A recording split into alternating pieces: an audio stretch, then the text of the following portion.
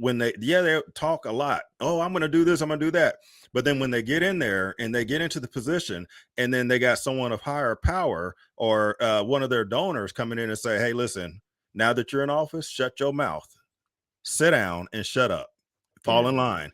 And we see it time and time again on the right and the left, that these people who claim to be change makers, they go in there, they're slapped around, and they're told to sit down and shut up and fall in line.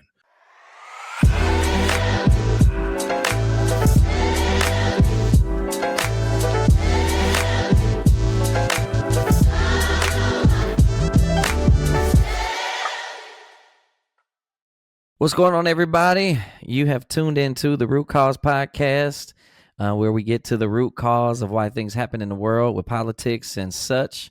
I have with me tonight my brother Eric Johnson. He is a business owner, an accountant, a tax professional.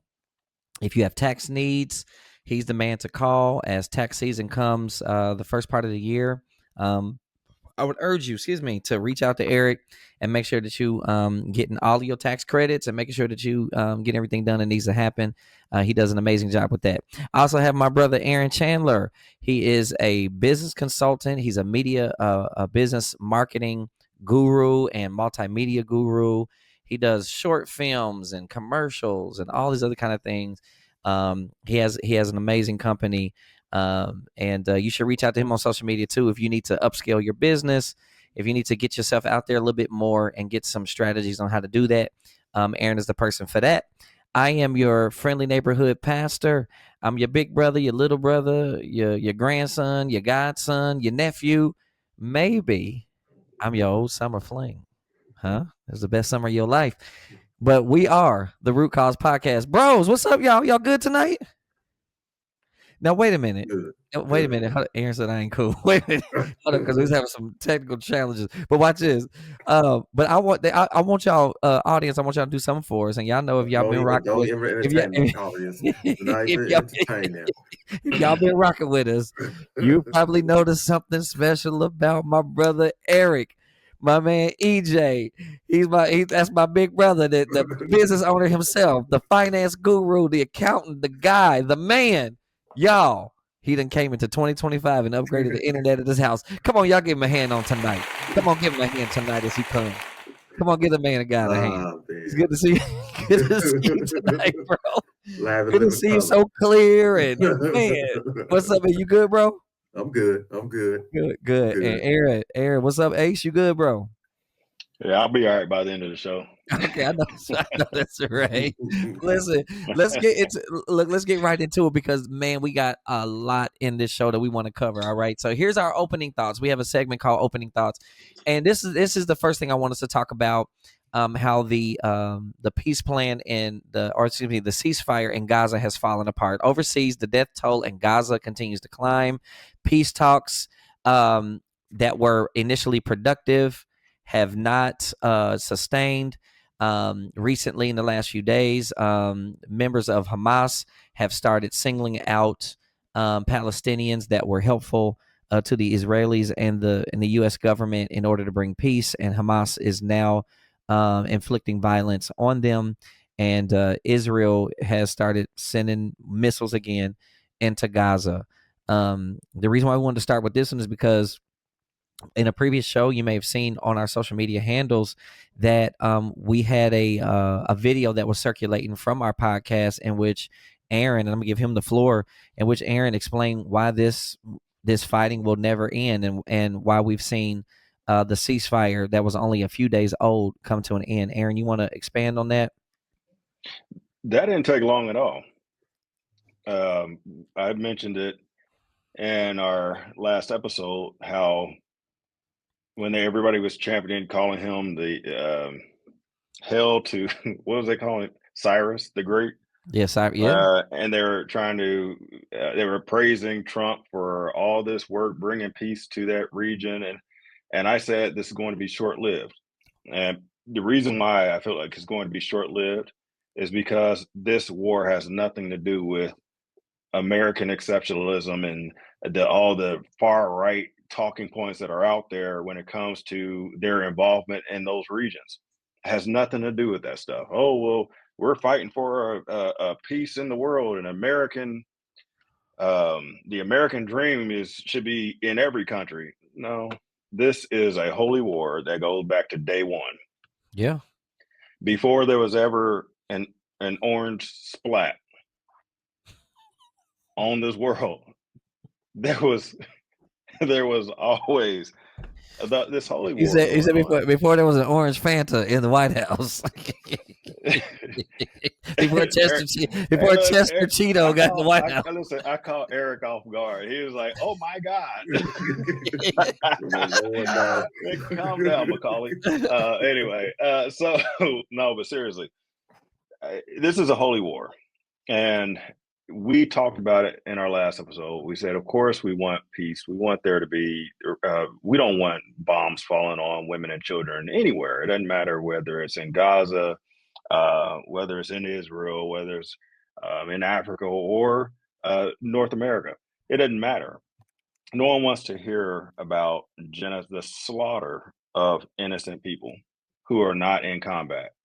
No one wants to hear about the slaughter of soldiers, but that comes with the territory. They're soldiers. If they're in a war, there's going to be death. We understand that.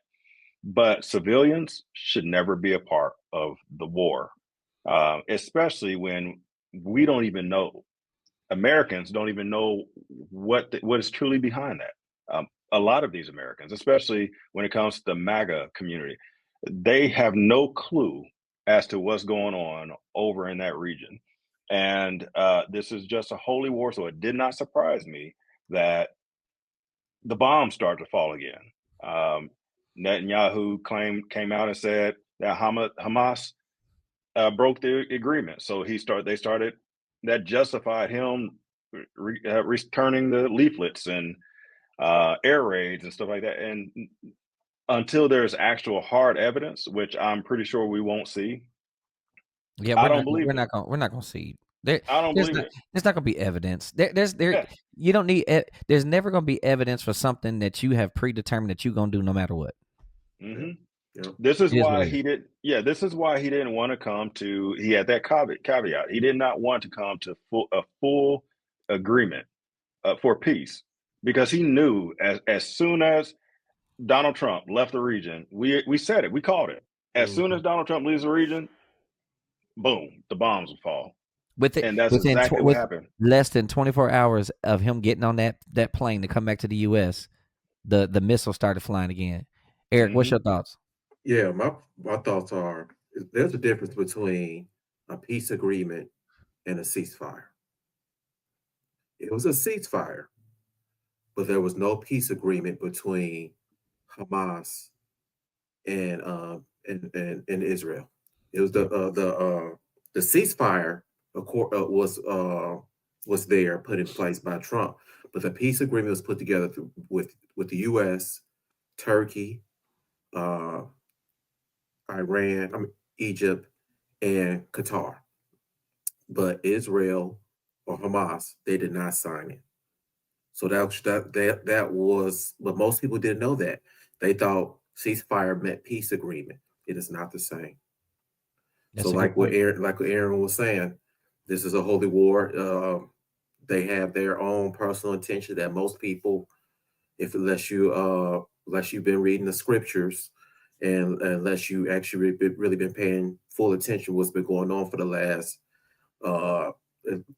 modern times 75 years, but biblical times thousands of years. It's not going to change, unfortunately. Yeah.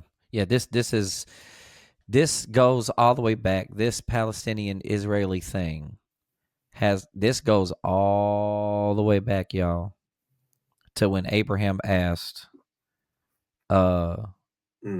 Ishmael's mama to leave the house. Yep. And it has been going on since then. And it's not, and to both of y'all's point, it's a holy war. It's not something that you're only putting a Band-Aid on a heart attack.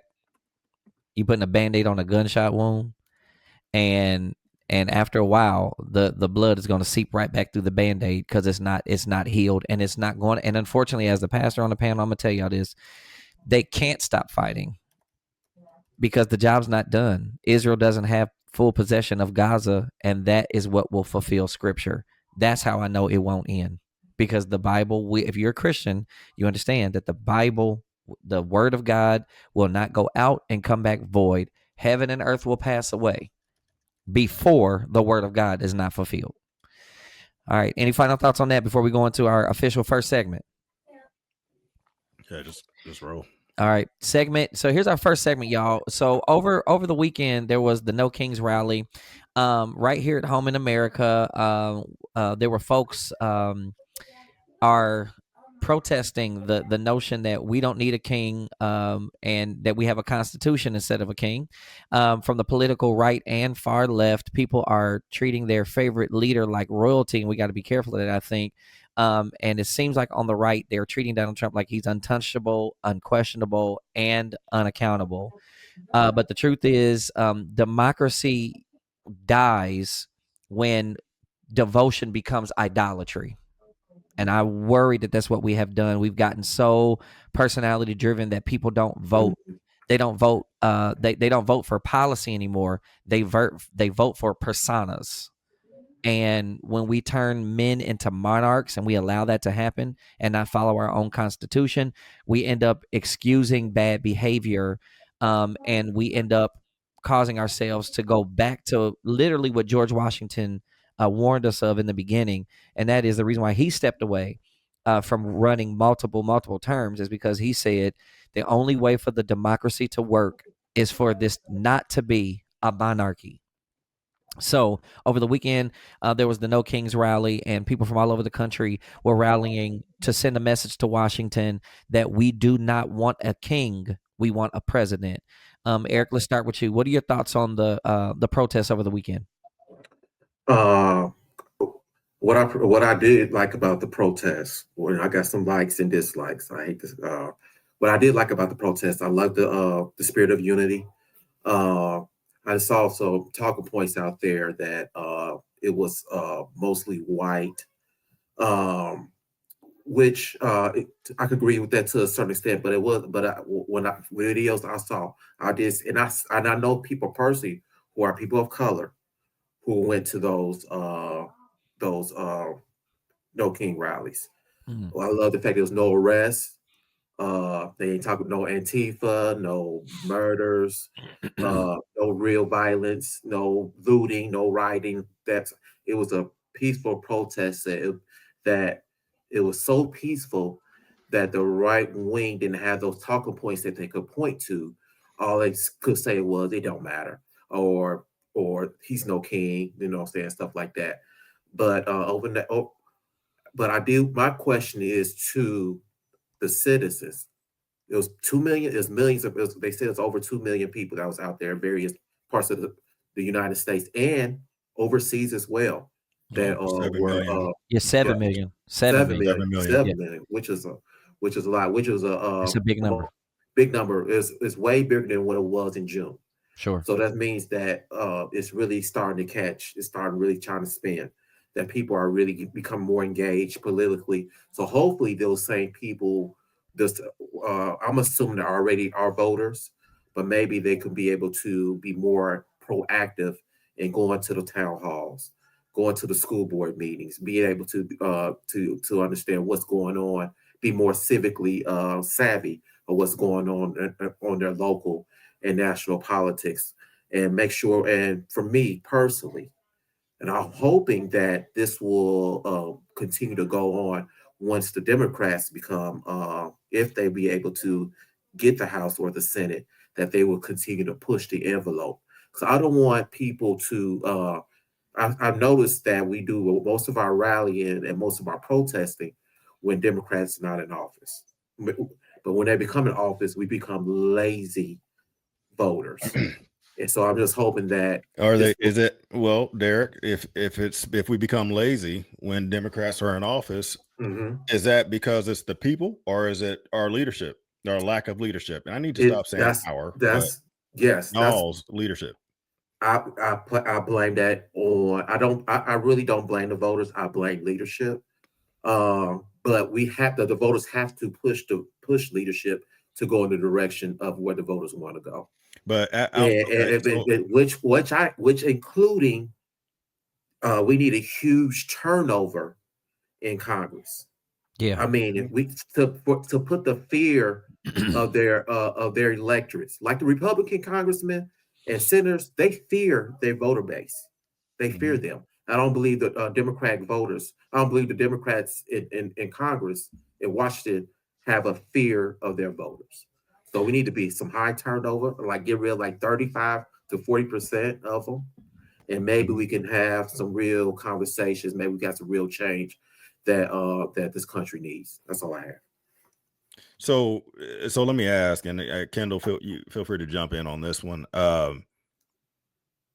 What can outside of voting, how do voters hold their elected officials accountable? Because all they can go into, they know about voting, going to the polls. Where they struggle is going to the polls outside of the general election. You know, they don't do special elections. They don't really turn out in there's not a high turnout in midterm elections. So primaries. Primaries. They have Correct. to be more. They have to be just as engaged during midterms in the general as the primaries.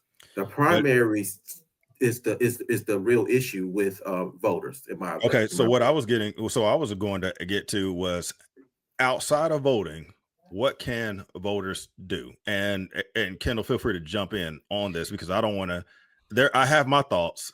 Yeah, this is what I would say. So to me, the bare minimum is voting every time there's a vote. Correct. That's the bare minimum. Mm-hmm.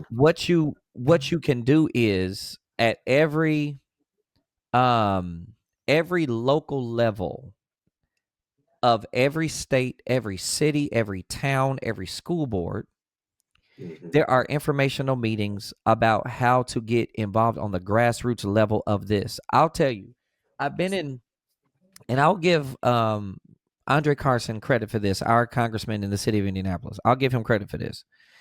Andre Carson will show up to living room conversations with community stakeholders if those people are dialed in to they're dialed into the next meeting. They're dialed into the next think tank. These thoughts come out of think tanks. Y'all got to listen to me. The Republican Project 2025 was born out of a think tank in 2009. They have been strumming this nonsense up since 2009. The Seven Mountain concept, or whatever this is, this Christian nationalist ideology that Charlie Kirk was a part of, that stuff was cooked. They started recruiting Charlie Kirk when he was a freshman in college. He dropped out of college to be funded by people who are in these think tank rooms.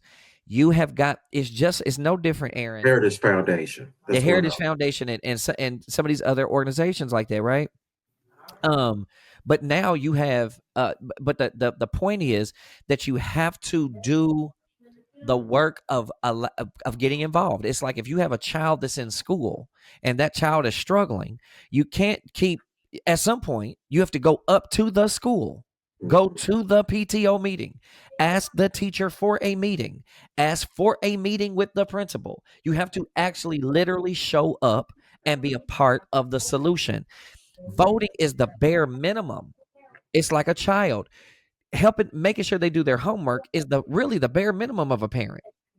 Now, the next level of being a parent is being a part of the PTO, volunteering for their soccer team, volunteering, putting them in community organizations, and then you volunteer for that community organization so you can see what the hell's going on. That is the only thing because these politicians, y'all, you got to understand how this works. They get into these echo chambers of voices. And the people in there purport themselves to know what the people on the ground want until they show up to a town hall, and then people who are living but weren't involved in that closed door conversation, they start chewing you out like they did your boy in Iowa. And he said, one of the farmers said to the representative of Iowa, you have to forgive me, I can't remember his name right now. He said, when are you going to take your behind out of Trump's, when are you going to take your head out of Trump's behind and put your head up my behind? Because I voted you in. Now, the problem is that congressman was in a think tank or in a closed door conversation with some community organizers who had more influence on that person than what they purported to really have the ear of the community. The other thing I would say is it's also the money. Eric talks about the money in politics all the time. That's another part of it. But one thing that unless they're just going to commit crimes, one thing they cannot do is pay for votes. So voting is the first line of defense. The second line, y'all, is literally showing up, getting involved, finding out where these think tanks are, finding out like this, and we're going to talk about it later in the show, the young Republicans that had this chat thread in which they're saying all this racist nonsense in their chat thread. Well, that's a think tank. They all met each other at a think tank, at a convention. And you have to get involved in that so that you can get involved. You know what's going on the ground level. You can run into these politicians and be like, hey, man, I don't know what they're telling you over there, but that is not what's going to work on the ground. So that's what I would say to that, Aaron. You have to, a summation of that would be, to answer your question, Aaron, it has to be that you vote as a bare minimum.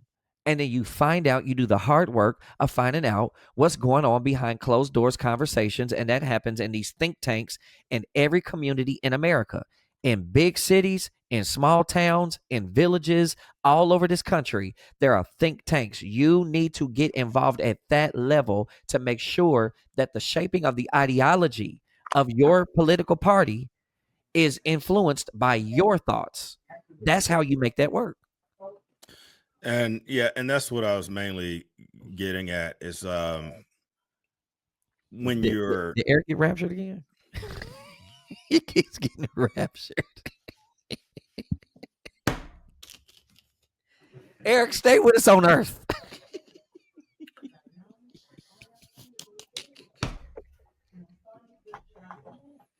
I just want to apologize to anyone out there with ADD, ADHD. Every episode, you're all wondering what the heck is going on with I didn't know you bring. I didn't realize. Hey, look, we did a speed test. So, audience, we did a speed. We told Eric, he said, "Hey, man, do a speed test."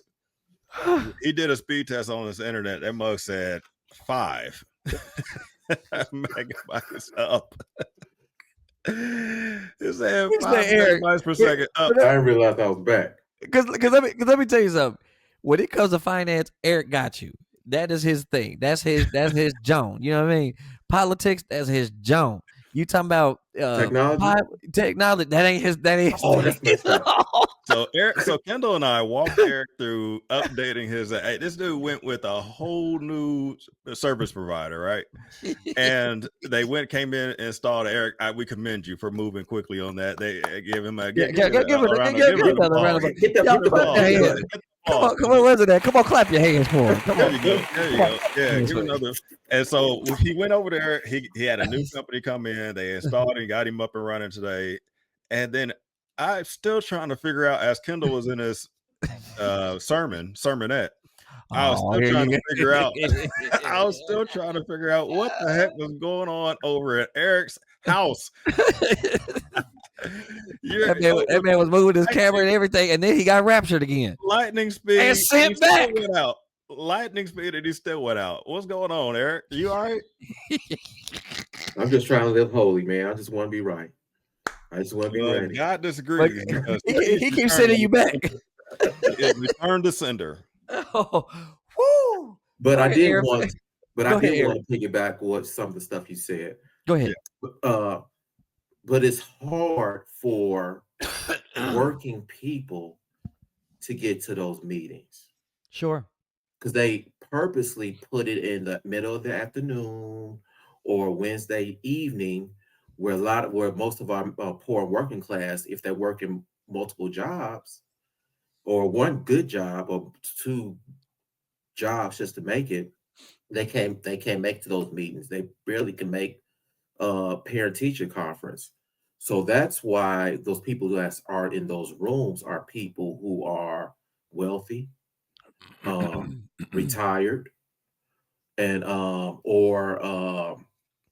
more or have the flexibility to be able to go to be in those rooms to help make change. So when you say that people they're supposed to be the voices on the ground, I'm not sure they are the voices on the ground because I'm I gonna agree push with back you. on that. I'm gonna push back on that because I wouldn't say we might say that's some of the case. I mean, I'm sure there's people that would apply to, but as being in corporate for over 25 years and being in leadership over the last 15 years that I was in corporate, I've seen that for one, a lot of companies actually you can take time off for voting and doing your civic duties and things of that nature but without that's it. the bare minimum. I'm talking about going to like town hall meetings That's what and I'm talking going to about. You talking about, yeah, that as a civic duty, you That's can make a case that good. going to these Yeah, things is a that's civic what I'm duty. talking about. There are companies, there are okay. a lot of companies that have that I baked didn't in. know that. If you're I didn't know working that. for a company and you don't know whether you can make it to your town hall or a hearing downtown, check with your human resource department and see, because that is part of the benefit. Yeah. Now I can't speak for every company, but also on top of that, there are companies that allow feedback. So if you're saying your company doesn't have that, then make the recommendation and see it, because one thing I know for a fact is a lot of these companies don't want negative publicity.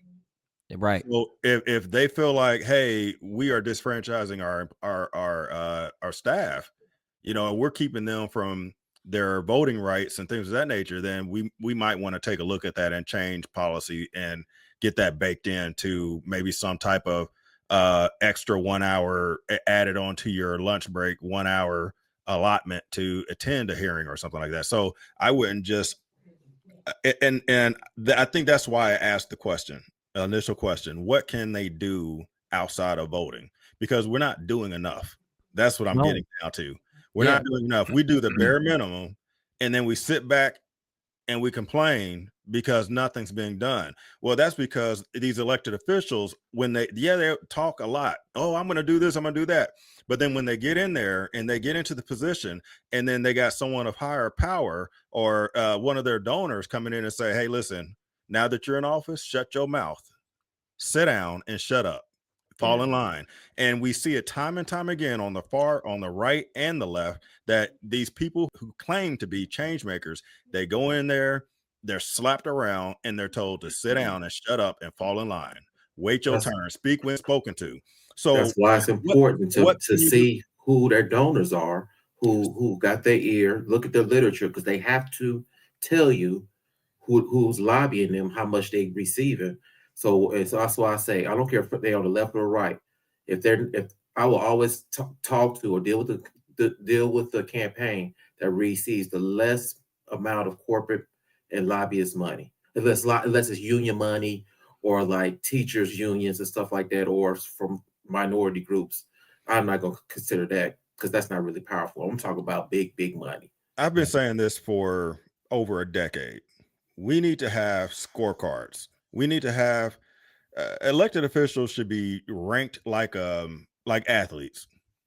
Everybody Mm-hmm. know Mm-hmm. who the starting five is, who the best player is on a basketball team, on a football team, but you don't know who your starting lineup is at the city county building. You don't know who the elected officials who claim that they were going to do XYZ, but only went in and did X when they could have done X, A through Z. No, And it's go ahead, Aaron. You know what? Just real quick. You know who does give scorecards? who. The NRA. They sure do. They do it. And to your point, And that's a very APAC, good. and APAC does do it. APAC as well. APAC does it too. And to your point, Aaron, other organization, I think it's an amazing idea. Other organizations should do it because the two most powerful organizations probably in Washington is APAC and the NRA, and they do that. But to your point, I don't think the other organizations, like, I don't know if the NAACP, because that's a good question. I don't know if NAACP has that, and then I don't know if the Black community cares enough about the NAACP's opinion for it to matter to you at some point. The other thing, Aaron, and I'm gonna give it back to you. Uh-oh. Like I said, Notice what I said. These think tanks, Project 2025 started in 2009. They've been brewing this bull crap for 14 years. So I believe that, and I agree with that. But on the contrary, what was the opposition 16 party? years. My math was bad. 16. I know. I taught Yeah, I it, know. but I let it slide. You should have caught. No, don't let that slide. But Don't let that slide. You my brother, and I love you. No, catch it. but the opposition party were they're offering to combat that because they were loud and clear about it. But the opposition party, which is the Democratic Party, don't have one themselves to combat that. And if they do, they're always 2 decades behind. And now look where we are now. Yeah.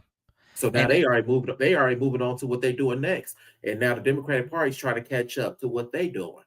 Yeah. Donald Trump said during the election, he said, if you vote one more time, you'll never have to vote again. And probably what they had in mind was flipping all these seats. And Roland Martin, I started to ask us if we could do that, but we have such a packed show. Roland Martin had y'all go find Uncle Roland, right? Roland Martin was talking about the Supreme Court, and he said, yeah, he was very impassioned. And actually, Aaron's firm covered him for an event that he was at here just a couple months ago, about a month and a half ago, Aaron. Yeah, 3 weeks ago. My agency filmed him. Yeah, he filmed his visit. His company did, and so. But one of the things he said, and go follow Roland Martin. I think he's one of the pillars of Black independent information in the country. He said Black folks need to understand that the Supreme Court, because of what Project 2025 has done and the Republican Party has done, that the Supreme Court can erase 30, 40 years worth of progress with one decision. And I think the problem is we don't always understand the stakes, but then we end up being penalized because we didn't understand the stakes. So I'm gonna push back on that because some of us did understand the tape. But it ain't. But as not us individually, but Eric, us individually, sure. But us as a collective group, we don't get it. I'm telling you. But Biden was lobbied to expand the court. He refused to do it because we knew because it was already okay. It's 6-3. It's about to be bad. Nobody's retiring. You need to try to expand this court, and but he refused to do it. You need 60 votes in the Senate. You got to you got to kill the filibuster. Just kill it. Yeah, I mean, and to your point, and we all talked about this, and we can move to our next topic. But to your point, all three of us agree on this: that the Democratic Party has not pushed as strong as the Republican Party has, and so the Republican Party has had way more progress in the last 10 years than the Democratic Party has had in the last 20. Because they're willing to do things that we are not willing to do, and until we get to the point, they don't want to go. And until we get, you're right, Aaron. We don't have the stomach for it, and until we get the stomach for it, they're gonna keep bulldozing us every election cycle. So that's why it's imperative to get some bulldogs in office that cares about our generation. Sure, yeah, everybody, older people out of there. Yeah. Yep, everyone out of there. Yeah. All these conservative, wannabe nice Democrats, these elitist Democrats, these dollar store Obamas, they want to distance themselves. Yeah, Hakeem, I'm talking to you. Gavin Newsom too. Yeah, they want to distance themselves from people like Jasmine Crockett. However, Jasmine Crockett is going to be the one we need. They need more Jasmines. Yeah, I need more Jasmines. They need more Jasmines because she's gonna get it. Yeah, more Rokanas. More Rokanas. This is what's gonna get us canceled. Wait a minute. We need more. We need more Jasmine Crockett. This dude right here. This is what's gonna get us canceled. Hey, Jasmine, I need you. I need more of you. I need more of you, Jasmine. I need more Jasmines and more AOCs. I'm serious because they are the ones, unfortunately, while Hakeem Jeffries is in his robotic mode or whatever it is he got going on with his hands. I don't know what that is. But it is AOC It is Jasmine Crockett. Unfortunately, or maybe fortunately, it is the women of the Democratic Party that seem like they have the backbone to push the agenda forward. Go ahead, Aaron. Close us out so we can go to our next topic. Go ahead, Aaron. No, I mean, I think we've pretty much said it all. It's Democrats. Well, let me correct myself. Now, Democrats, y'all are going to have to wake up and realize you can't continue to try to be so diplomatic that you won't push anything through. You don't want to put your name on anything. You don't want to move without being able to say, oh, well, it was a group effort with Republicans. No, you don't need to be bipartisan with everything, because Project 2025 is not bipartisan At all. It's very partisan. And you see how things are flying through the House and the Senate, or the House and the Senate and the Supreme Court, without y'all approval. Y'all out here marching, 7 million people march, and they're still able to drop a bomb on the daggone East Wing via a bulldozer. Yeah, he lied and said he would never touch it, and here we are. But before we move on from this, we're going to talk about the government shutdown real quick.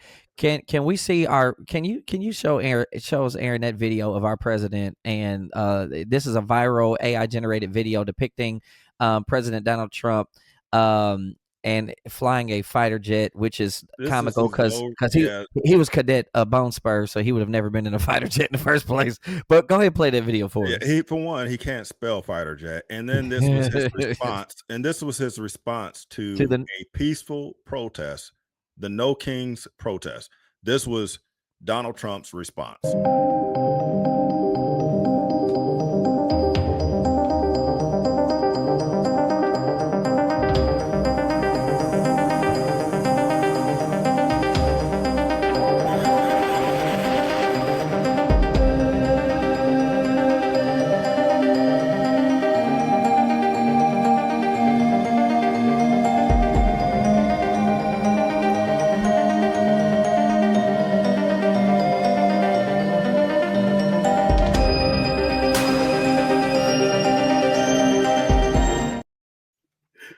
Y'all, what are we doing?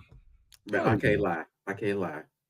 So here's the thing: when you have people kneeling, he took a footage of people kneeling, and he pulled out a sword. It's idolatry. Either you're going to knight them, or you're going to chop their head off.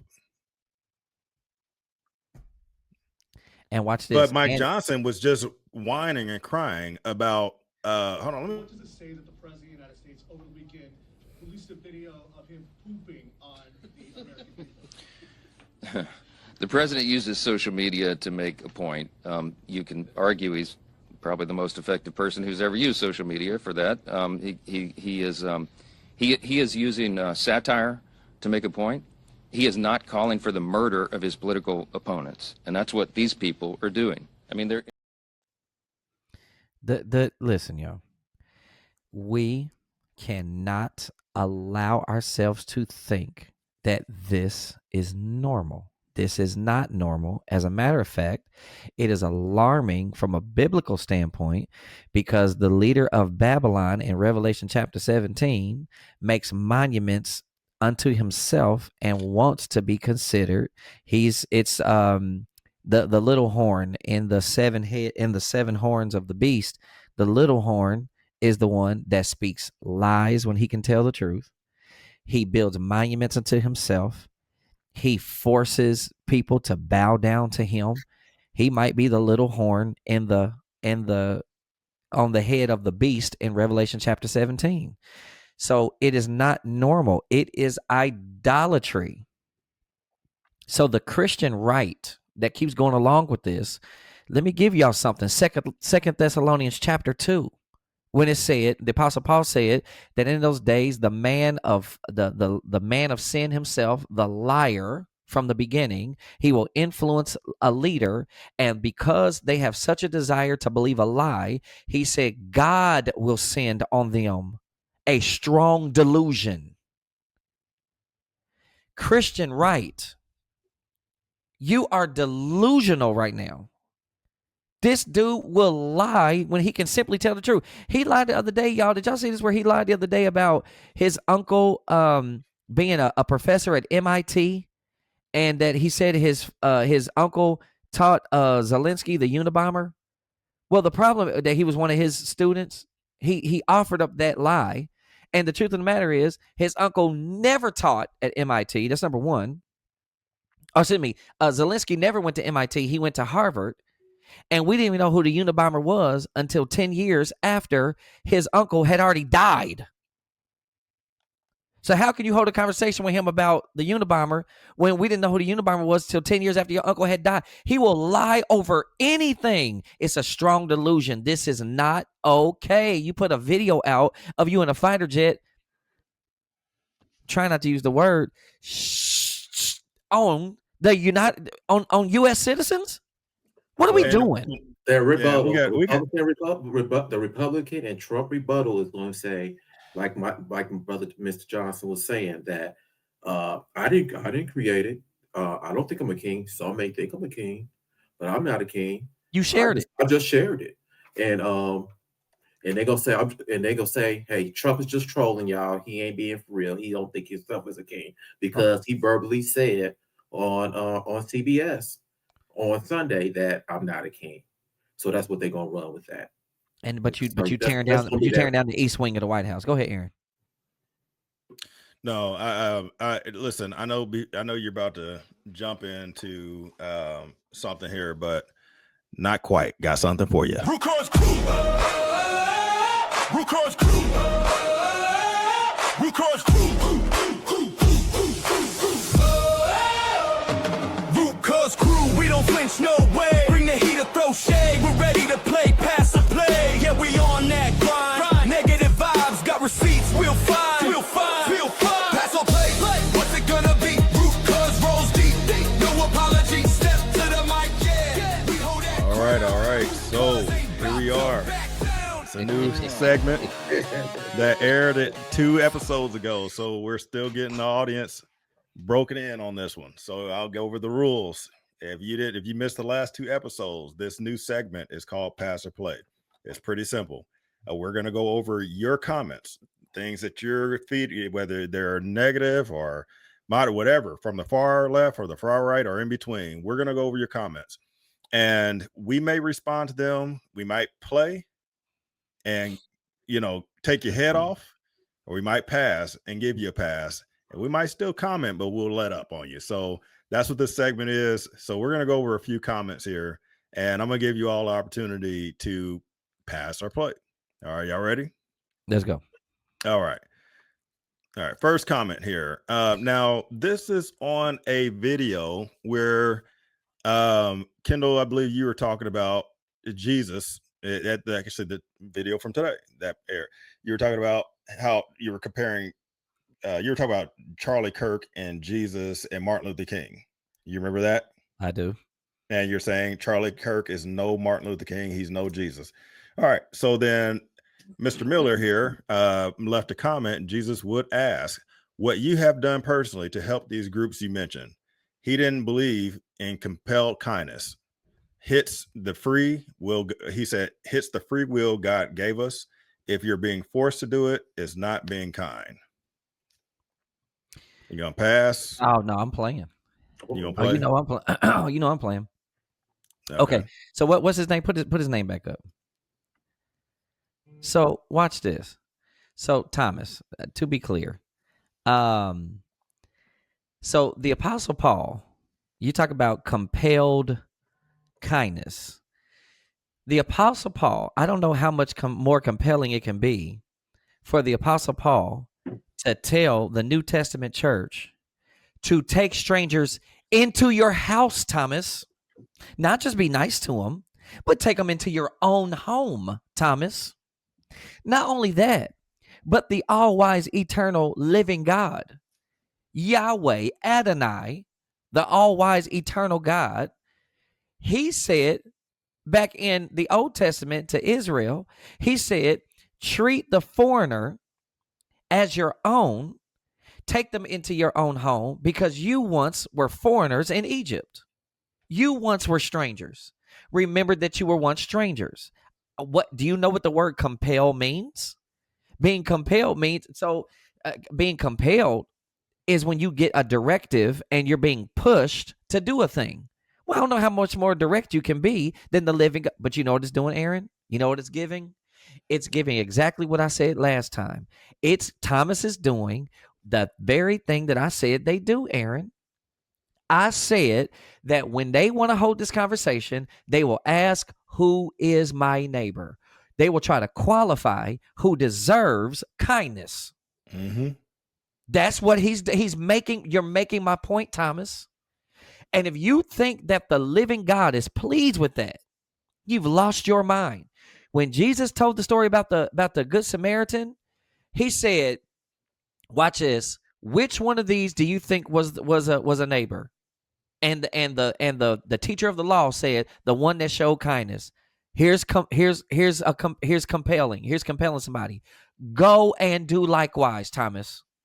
If you think, and I'm done, Thomas, if you think you're going to get to heaven, bro, if you think you're going to get to heaven, Thomas, and God is going to sit there and be like, so did you feel compelled to be kind to the poor? Jesus said, I was sent to the poor. I was sent to the sick. I was sent to the widow. I was sent to those who are oppressed. I was sent for the purposes of preaching the good news to those who are locked up in prison. What are you talking about, Thomas? You are doing exactly what the Pharisees did, bro, and you need to repent. The Christian right has to repent from this. It is wickedness in your It is wickedness in your heart that you need to repent from. This is why we are where we are. You cannot qualify kindness. Kindness is in the heart. It shouldn't have to be compelled out of you. The fact that we have to tell you to be kind says something to me about your walk with Christ. Okay. All right. So Kendall took the entire segment on one comment. We can do another one. We gonna have time. We got no. time We don't. Go ahead. Go ahead. We got time. We're gonna do one more. Go ahead. All right. Okay. Here's another one. Martin Luther King was a sinner like the rest of us. He was an adulterer and indulged in orgies. Please don't compare him to Jesus Christ, our Lord God. Mr. Big John P. Are you going to pass or play? Oh, I'm playing. This is ridiculous. I'm playing unless Eric wants to take this one. But I would say I'll be very brief. Listen, nobody said that Martin Luther King is Jesus Christ. Nobody said that. You all put him on a picture with Charlie Kirk and Jesus Christ, not us. We were responding to a picture of the Christian right putting Charlie Kirk and Jesus Christ and Martin Luther King and Abraham Lincoln on the same picture with the Lord Jesus Christ. That wasn't us. That was y'all. We were simply responding to what y'all did, trying to elevate the status of Charlie Kirk. Yes. There you go, Eric. Go ahead. I said I was going to pass. I wasn't going to even. You wasn't going to respond to that? Yeah, because it's ridiculous. Because it's ridiculous. Nobody did that. And then who said he was doing orgies? Where was Martin Luther King doing orgies? It's a FBI tape that's out there that's hearsay because nobody can verify that was him or not, saying that Martin Luther King Jr. was involved in orgies. So that's just one of those urban legends. Yeah. Just like it's hearsay that Donald Trump was on Epstein Island 7 times. All right. Yeah. All right. Pass or play. All right. Please keep sending it. I know y'all feel attacked by me because somebody said that in the comments. I saw that too. Don't feel attacked. We just responding. That's all. We just holding a conversation. All right. So this one, another channel probably paid for by the DNC, rhetoric with no substance and nothing but lies. Democrats will lose. Democrats will lose the battle of redistricting. And I don't know why I can't say that word. Well, let's see how we say that. Because they've already done it in states they control. Red states have not redrawn the lines to their advantage to the extent of the Democrats. Now they will play by the same rules and will give the Republicans more control of both houses. Hogwash. First of all, I wish to God we got to do a pass or play. We got to do pass. Okay, I'm sorry. I'm ready to go. I'm ready. We got rules, brother. We got rules. Let's go. We're definitely going to play this one. Eric, okay, so Eric, why don't you go? You're gonna play? Yeah, I'm gonna play. Let's right. put his You gonna name bring back it back up. up? Yes, sir. Kurt, we are not paid by the DNC. I wish we were. I I really wish we were. Now, I don't want to be paid by them because I want to remain independent. I'm speaking for me. Second of all, redistricting has always been a Republican playbook. And redistricting is not a popular thing on nobody. If you do some polling, the American citizens hate redistricting because it takes their vote away from them. They feel like their vote, like what Kendall was saying in our last episode, it minimizes their vote to maybe 1/3 or 1/5 of a particular party or particular culture. well, So and their polling location gets impacted too. yes, redistricting has been part of Republican playbook first. It's so Republican playbook, like in states like New York, Illinois, and California, they have rules in place by their state governor, state house, state senate that they can't automatically just do this. That's how much they really don't redistrict outside of the 10 years. I'm not against redistricting if it's done within the 10 years where it's supposed to be done during the census. Right now, Texas is not doing it within the 10 years.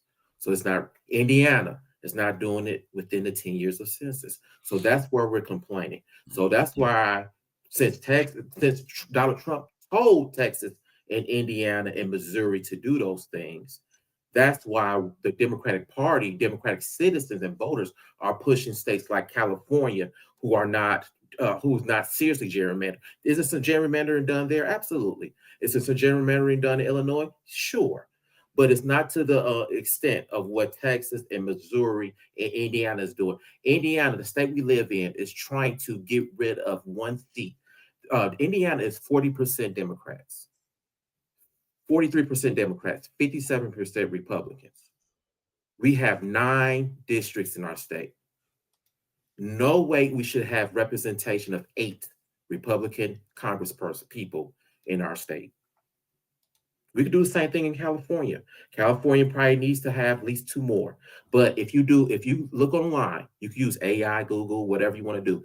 If you could check to see if everything was done correctly without gerrymandering, with redistricting, throughout this whole country, the Democrats will have 40 more seats than the Republicans, because there's more people are in this country that are consider themselves middle, center left, than center right and far right. Because you got Senate, the Senate is crazy because you got 2 people in Wyoming. It's 2 people in Wyoming. It's total 5 of y'all here, but y'all got 2 senators. It's not fair. It's 5 imbalanced. Now watch this. So what there was you're a saying stat. is ridiculous. There was a stat. Now there was a stat that it takes 1,100 Californians on the Senate side. 1,100 Californians equal 1 person from Wyoming. 1 in the Senate. Yeah. And if you're talking about gerrymandering, and you know what it is, Eric? Really, what it is? Honestly, it is apartheid. Yeah. It is minority rule. Yep. We are now an apartheid state in America. That's what this is. That's what. And I believe our founders and people who did the Senate, talking about two per state, I think they really had good intentions in mind, but we have involved as a country that it should. I do believe we need to have 100 senators, but California should have 7.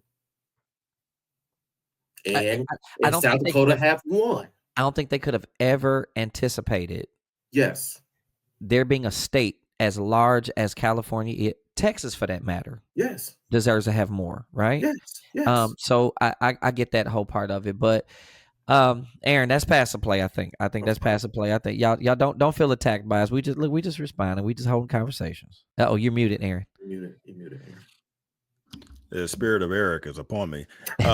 So I knew you about to blame me too. I knew it. Because I'm off my game today. It's like I'm having so many different issues over here between hardware and software. I got all types of issues going on.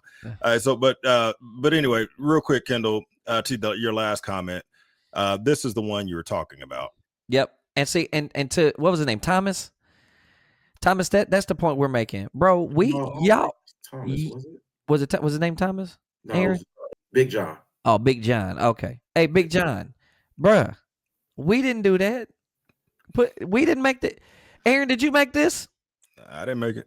Eric, did you make this? We already know who made it. The Republican Christian right made this, bro. They set Charlie Kirk next to the Lord. Well, I don't know who that white man is, but to the guy portraying Jesus, because that's not Jesus. Jesus was a man of color from Palestine. Yep. He was a Palestinian Jew, a man of color, olive-colored skin. Yes. I don't know who that is right there. But you all made that picture. Clarence Thomas made that one. Yeah, Clarence Snowball Thomas made that one, not us. So, bro. So look.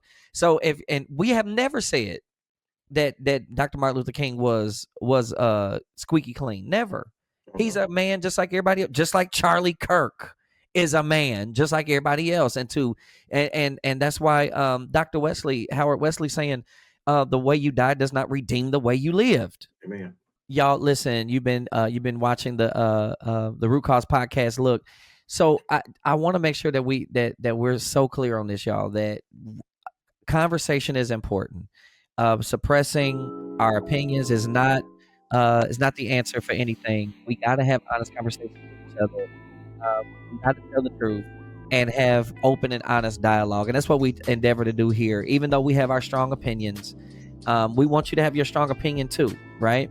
But as Aaron said previously, and he said a couple times on the show, just because we have an opinion, we don't just assume that our ideology should trump yours. And that's what we're worried about, that the Republican Party is snatching away the ideological conversation and kidnapping it. That's what we don't want. Conversation is a good thing. So for myself, Pastor Kendall Wyatt, for my brother Eric Johnson, my brother Ace Chandler, y'all, thank you for hanging out with us. Please like, subscribe, share. If you want to follow us on social media, hey, we're growing every week. Just follow us at TikTok family. Yeah, at Root Cause Pod. At Root Cause Pod on all social media platforms. And then on X specifically, we are at Talk Root Cause. At Talk Root Cause. Y'all, thank you for spending some time with us, fellas. Love y'all, brothers. And listen, as we sign off, I'm going to say it every time we have a show, if I can remember. The worst is over and the best is yet to come. Hang in there. We love you. We're praying for you, and we look forward to seeing you next time. All right? We'll see you next time.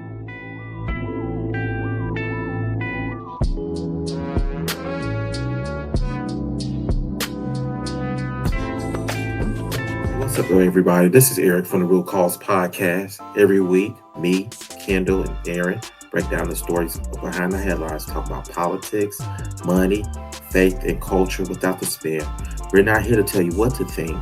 We're here to help you understand why things are happening the way they are. Follow us everywhere at Root Cause Podcast, and don't forget to catch the full episodes every week on YouTube. Come join the conversations. I want to see you there.